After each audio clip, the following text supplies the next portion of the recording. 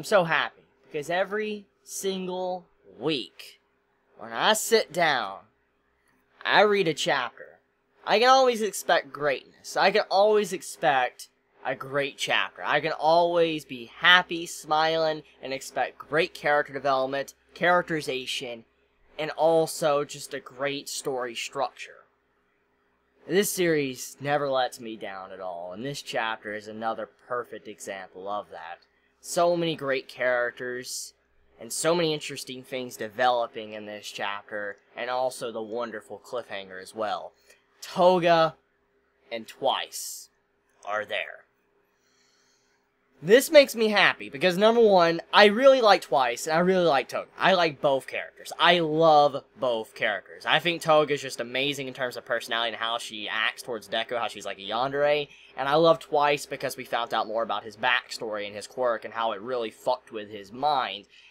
I love these two characters, and seeing how they're now going to be taking place in this arc, they're going to be fighting, I'm very interested to see what's going to happen. I'm very curious to see what Toga is going to do up against certain others, because we do know that Toga has Deku's blood, or Izuku's blood. We know last time we saw her, she had his blood, so she can turn into him. She can, so she can trick someone. She can definitely trick someone and turn into someone, or turn into Izuku and trick someone and hurt them or kill them. And imagine how fucked up that would be if, like, let's say Toga was to turn it into Izuku, and then all of a sudden, you know, she was to kill, like, let's say Kirishima, or if, you know, she was to kill, you know, Ochiko or something. Just think about how fucked that would be. And that would really just ruin Izuku's image, even though it isn't Izuku, it ruined his image because someone turned into him and did something like that. Did that, you know, atrocious deed by murdering someone. So that would definitely be some crazy stuff if that's where Horikoshi wanted to take it.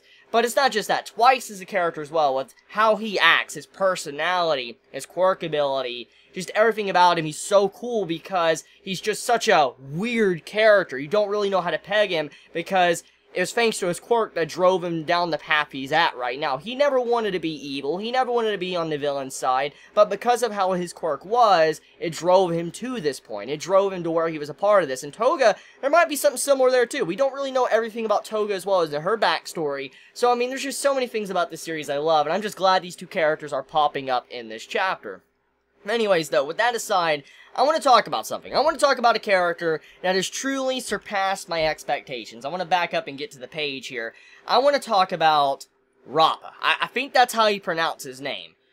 Rappa, the villain that Fat Gum or Slim Gum and Kirishima have been fighting, this character has seriously amazed me with each chapter. At first glance, the character seemed very stereotypical. He was all about bronze. He wanted to beat the shit out of you. That was basically it. And overall, his personality, it's very standard. There's really nothing, I guess you could say, unique about that type of character. However, the way Horikoshi incorporated this type of character into a series makes it for a very enjoyable read. Because Rappa, he's someone that is very confident in his strength. He is someone that goes in, beats the shit out of people, and he wants to have a fight to the death. He wants a death match. He doesn't want to have a match where, oh, you hit me a couple times, I hit you a couple times, and that's it. When he goes in, he wants to fight to the death. If he drops dead, he drops dead. If you drop dead, you drop dead. He wants to go all in with fighting. He wants to have a true death match. So his motive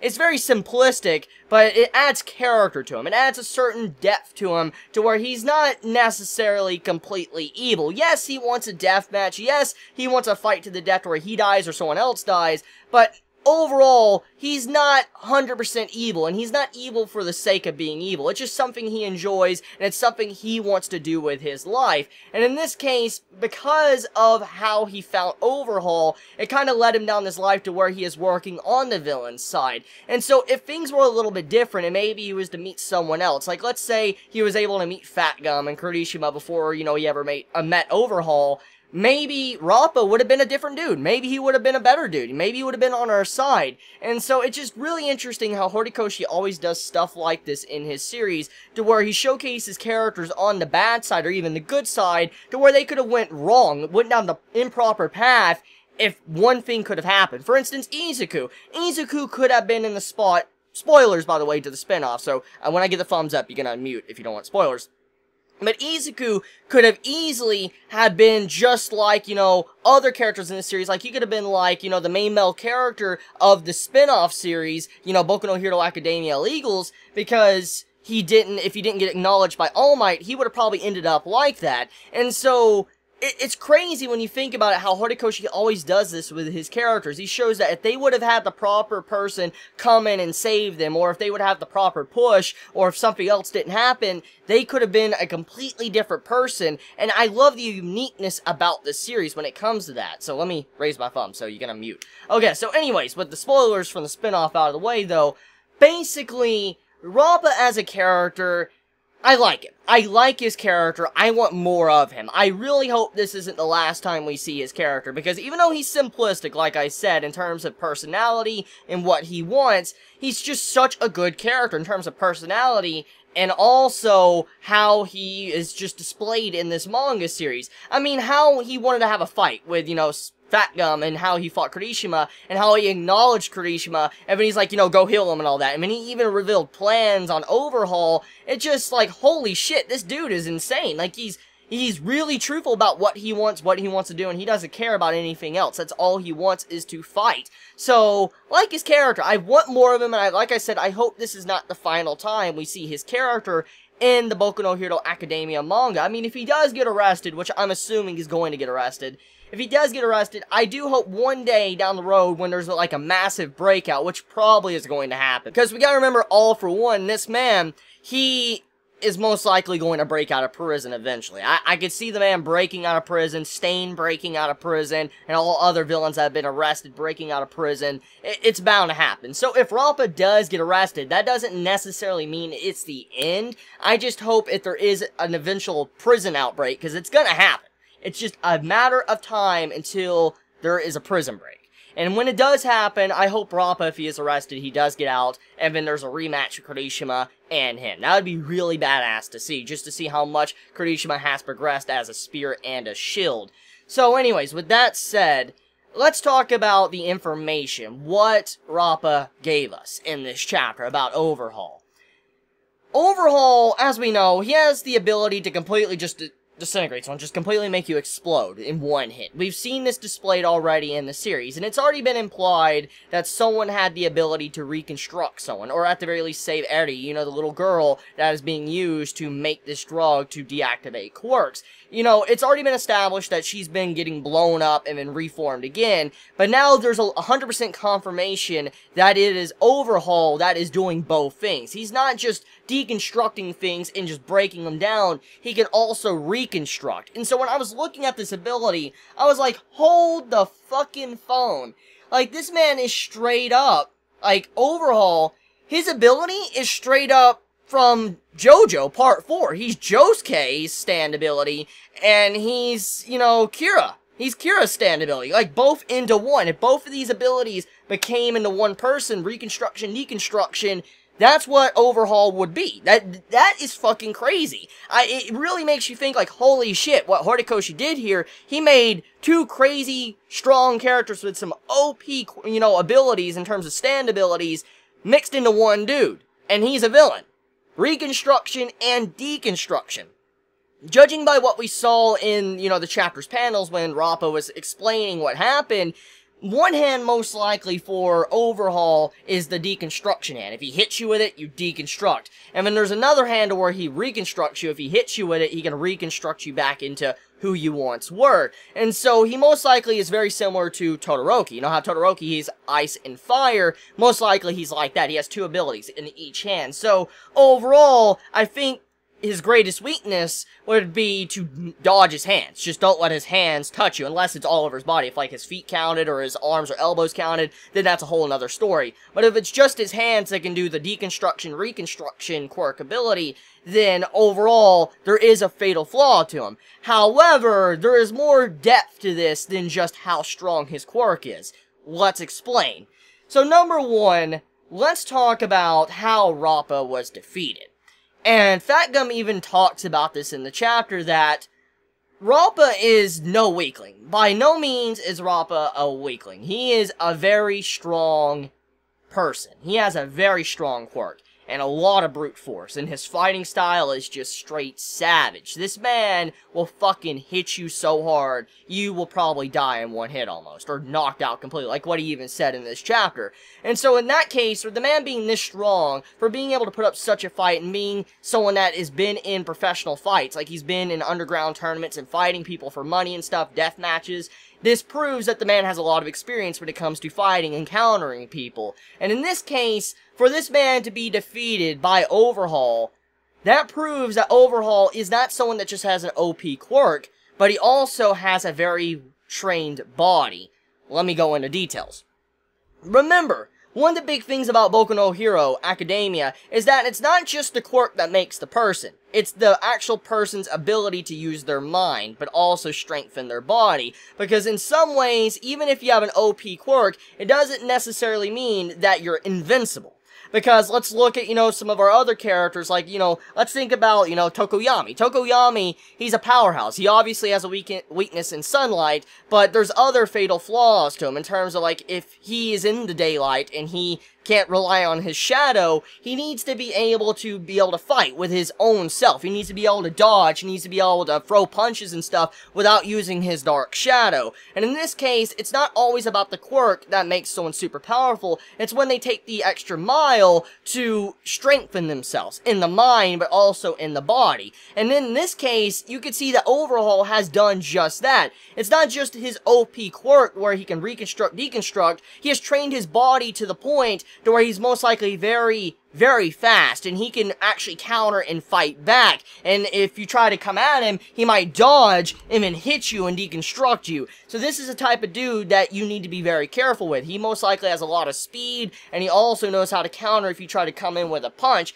And we know he's a very smart individual from what we have seen thus far from this arc. So, for him to defeat Rappa, it just shows that Overhaul is not someone that you should clearly underestimate and think that he's a weakling and he just uses his, quirk to win everything. No, that is definitely not the case. The man clearly is very powerful even if he doesn't rely on his quirk.